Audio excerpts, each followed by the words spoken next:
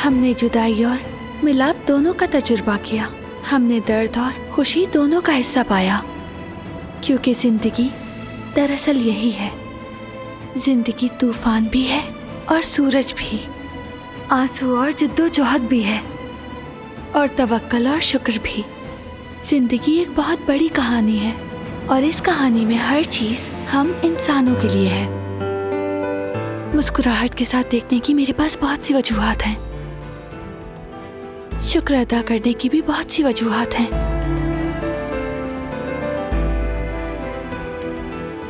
मेरे पास भी, और मैं अभी सबसे खूबसूरत वजह के साथ हूं।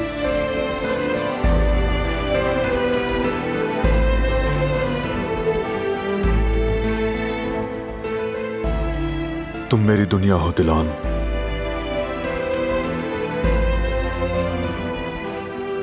तुम्हारी मोहब्बत मेरी ऑक्सीजन है, ताकत है। हम अपनी मोहब्बत से बुराइयों का मुकाबला करने की हिम्मत हासिल करते हैं, और इससे